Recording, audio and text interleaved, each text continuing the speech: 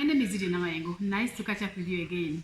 Today, I want us to talk about the synopsis of the digital or scientific election towards, in the scientific election towards 2021, and what possible candidates and opposition or political parties can be able to do to fit within this election. First of all, as you may be aware, on the 13th of June 2020, the Electoral Commission came out and actually announced a new roadmap, a new revised roadmap for the 2021 elections. And these ones actually introduced the notion of holding campaigns and rallies, holding campaigns without actually holding rallies. And everybody was like, how can we be able to hold campaigns without rallies? Now, first of all, according to the 1995 Constitution of Uganda, everybody and every Ugandan has a right to participate in a free and fair election.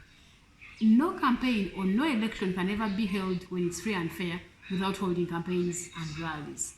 Rallies are an opportunity for every candidate to be able to speak out to the voters and show them what their manifesto is, and show them what the information is, and show them what they hope they are going to be able to do for these people.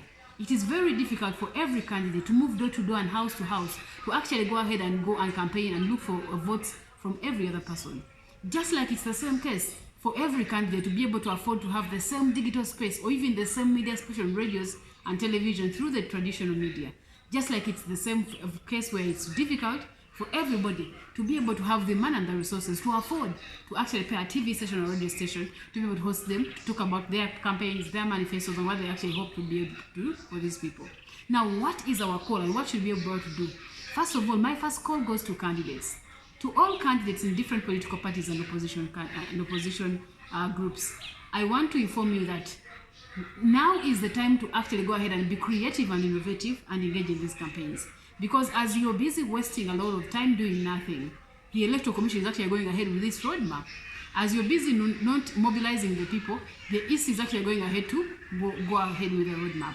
Now, I want you to think about maybe 5 things. One, you could actually think about utilizing smaller meetings within the communities, but you could also actually think about inviting your campaign agents, appoint campaign agents right now, invite them and then give them the message you want to take to the people, and then they'll be able to move the message to the different people.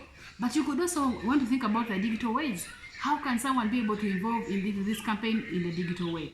One is basically by engaging to e-activism, online activism. Online activism where somebody is able to actually go ahead and engage in talking about different activities that he does not agree with. Then e-campaigning.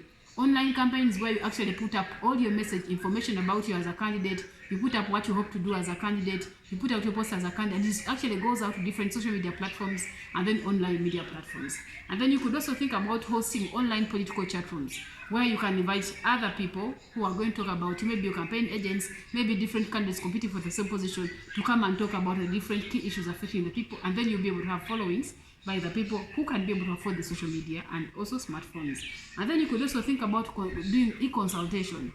Online consultation is where actually a candidate is going to come up and ask the people, the voters themselves online, what do you people think a candidate should start with? If I'm going to contest for Mkono Woman MP, District Woman MP 2021, what are some of the issues that you want me to work on as a candidate when you get to vote me to power? You can actually conduct online political consultations within the voters that actually can access, and these ones can be able to be your ambassadors to transfer the message of information to actually other people. And then the other thing is that conducting e-panels, online panels. When you conduct online panel sessions where you can invite some of your campaign agents, some of your ambassadors, some of your coordinators to actually come and constitute a panel to discuss your manifesto, to discuss your readiness in the campaign, to discuss how you can be able to reach out to the people. These online panels that you can be able to hold can help you reach out to the message, share it in local languages, share it in English to reach as far as possible. And then the other thing is conducting online voting. Now this one goes out to the voters, to the Electoral Commission. As we were able to introduce the diaspora and the people from the prison to go ahead and actually engage in 2 elections, can we now think about also conducting online voting? Have we been able to institute different polling stations in different states, in different areas, in these other areas of the countries outside Uganda, where we're going to be able to hold the election? Have we been able to actually put up polling stations in all the different prisons in Uganda? We need to think about all these kinds of things. For the other political parties, now is not the time to lament. Now is not the time to complain, because as you keep lamenting, as you're busy lamenting, the NRM is going ahead to actually go ahead and put up its activities. Now is the time for all of you to identify your candidates, get organized, mobilize resources, do fundraising, do sourcing of different people, and ensure that you can be able to engage in this election. And of course, lastly, I want to call upon all Ugandans.